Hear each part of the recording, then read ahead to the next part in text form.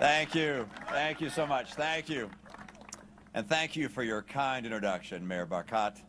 And thank you for the warm welcome. It's a pleasure and a privilege to be in Israel again and to see so many dear friends. To step foot into Israel is to step foot into a nation that began with an ancient promise made in this land. The Jewish people persisted through one of the most monstrous crimes in human history. And now this nation has come to take its place among the most impressive democracies on earth. Israel's achievements are a wonder of the modern world. These achievements are a tribute to the resilience of the Israeli people. You've managed against all odds, time and again throughout your history, to persevere, to rise up, and to emerge stronger. The historian Paul Johnson, writing on the 50th anniversary of the creation of the Jewish state, said that over the course of Israel's life, 100 completely new independent states had come into existence. Quote, "Israel is the only one whose creation can fairly be called a miracle," he wrote. It's a deeply moving experience to be in Jerusalem, the capital of Israel.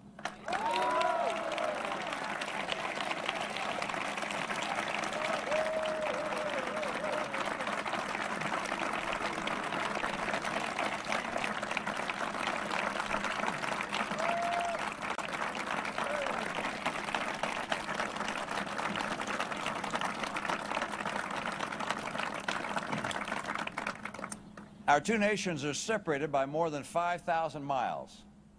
But for an American abroad, you can't get much closer to the ideals and convictions of my own country than you do in Israel. We're part of the great fellowship of democracies. We speak the same language of freedom and justice and the right of every person to live in peace. We serve the same cause, and we provoke the same hatreds in the same enemies of civilization. It is my firm conviction that the security of Israel is in the vital national security interest of the United States.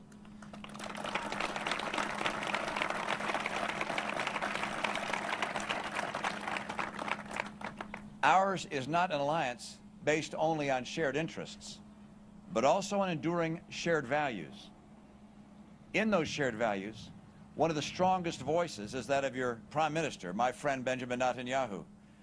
I met with him earlier this morning, and I look forward to my family joining with his this evening as they close the fast of this Tisha B'Av day.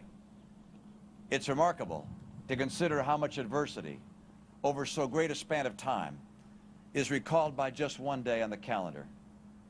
This is a day of remembrance and mourning. But like other such occasions, it also calls forth clarity and resolve. At this time, we also remember the 11 Israeli athletes and coaches who were massacred at the Munich Olympics 40 years ago.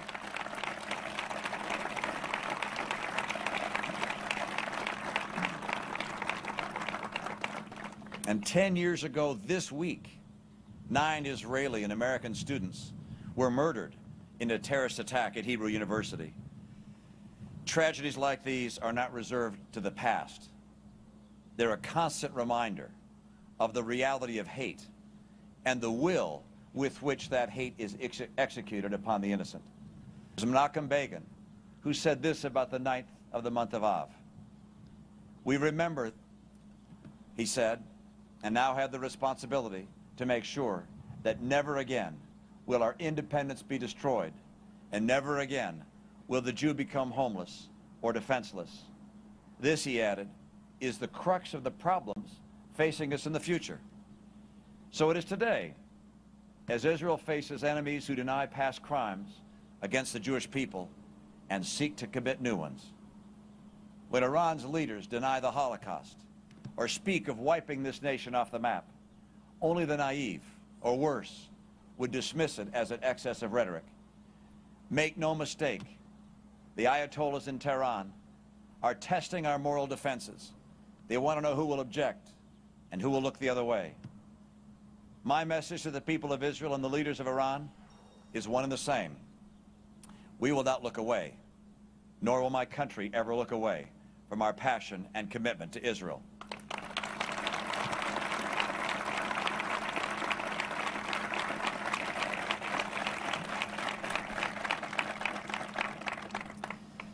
As Prime Minister Begin put it in vivid and haunting words, if an enemy of the Jewish people says he seeks to destroy us, believe him. We've seen the horrors of history. We will not stand by. We will not watch them play out again. It would be foolish not to take Iran's leaders at their word. They are, after all, the product of a radical theocracy. Over the years, Iran has amassed a bloody and brutal record. It has seized embassies, targeted diplomats, and killed its own people. It supports the ruthless Assad regime in Syria. They've provided weapons that have killed American soldiers in Afghanistan and Iraq. It has plotted to assassinate diplomats on American soil. It is Iran that is the leading state sponsor of terrorism and the most destabilizing nation in the world. We have a solemn duty and a moral imperative to deny Iran's leaders the means to follow through on their malevolent intentions.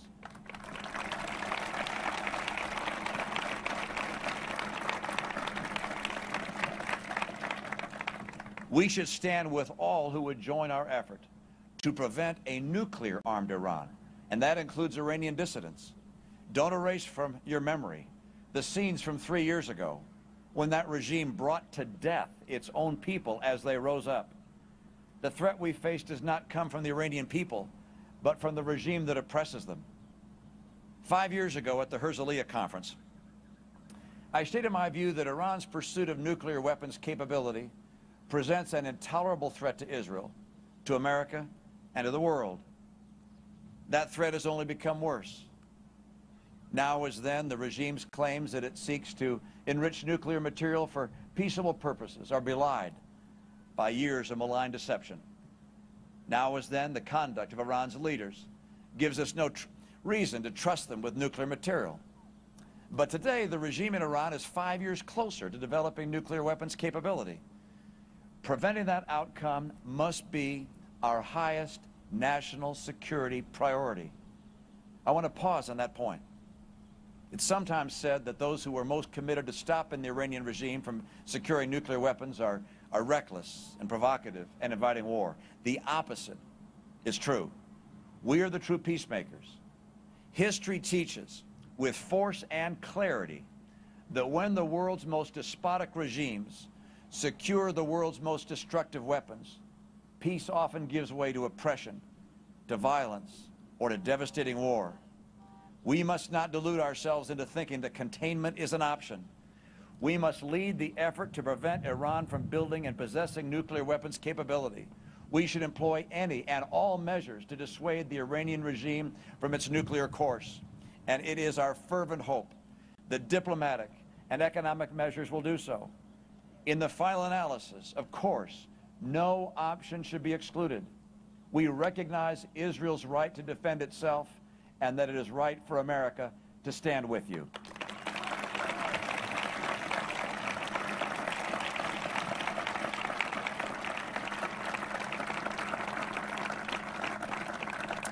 These are some of the principles I outlined 5 years ago at the Herzliya conference. What was timely then has become urgent today. Let me turn from Iran to other nations in the Middle East, where we've seen rising tumult and chaos. To the north, Syria is on the brink of a civil war. The dictator in Damascus, no friend to Israel, no friend to America, slaughters his own people as he desperately clings to power. Your other neighbor to the north, Lebanon, is under the growing and dangerous influence of Hezbollah. After a year of upheaval and unrest, Egypt now has an Islamist president, chosen in a democratic election. Hopefully this new government understands that one true measure of democracy is how those elected by the majority respect the rights of those in the minority. The international community must use its considerable influence to ensure that the new government honors the peace agreement with Israel that was signed by the government of Anwar Sadat.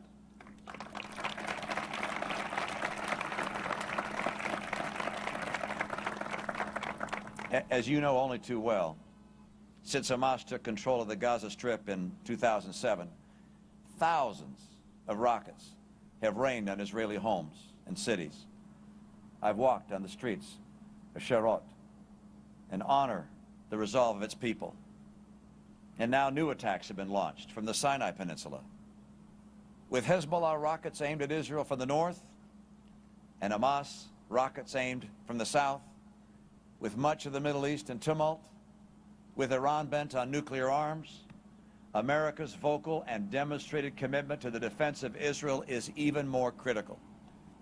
Whenever the security of Israel is most in doubt, America's commitment to Israel must be most secure.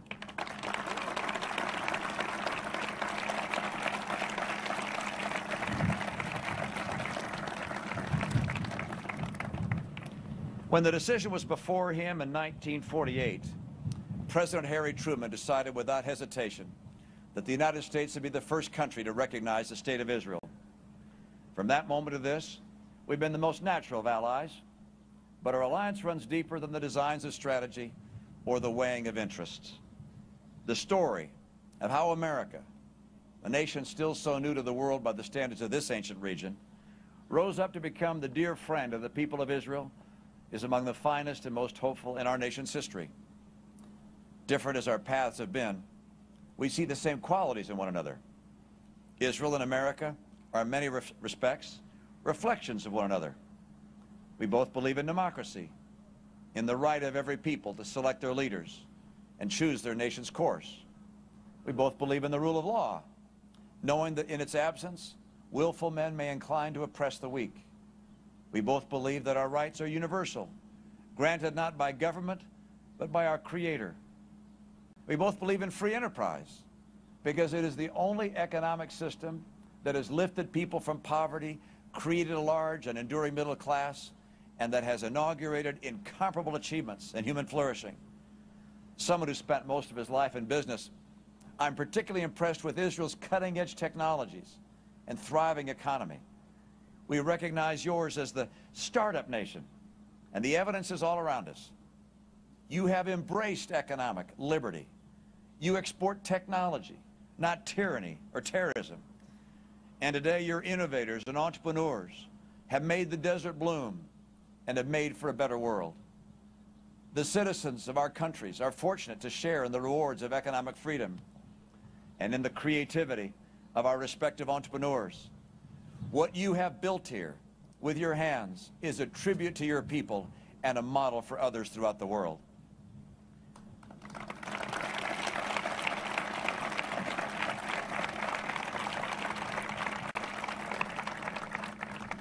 Finally, we both believe in the freedom of expression because we are confident in our ideas and in the ability of our men and women to think for themselves.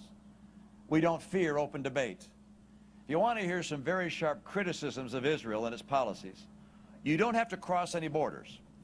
All you have to do is walk down the street, step into a cafe. There you'll hear people reasoning, arguing, or speaking their mind. Or just pick up an Israeli newspaper. You'll find some of the toughest criticism of Israel you'll read anywhere. Your nation, like ours, is stronger for this energetic exchange of ideas and opinions. That's the way it is in a free society. There are many millions of people in the Middle East who would cherish the opportunity to do the same thing.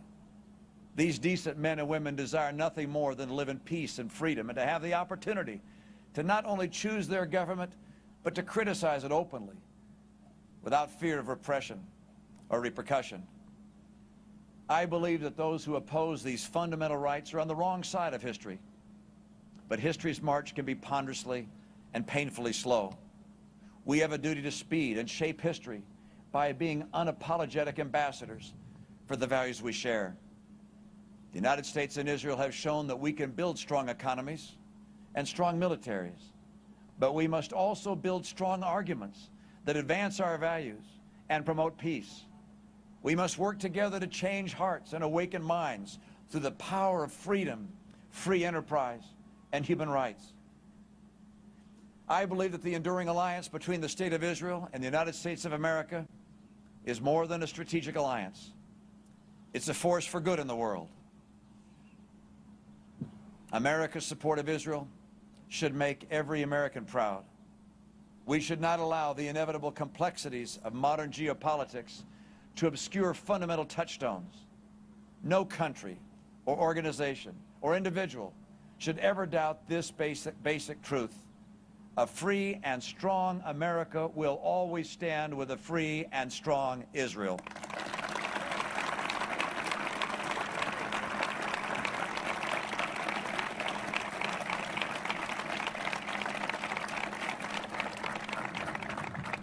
And standing by Israel does not mean with military and intelligence cooperation alone.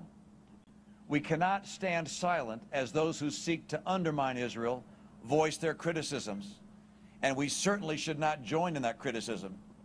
Diplomatic distance in our public between our nations emboldens Israel's adversaries.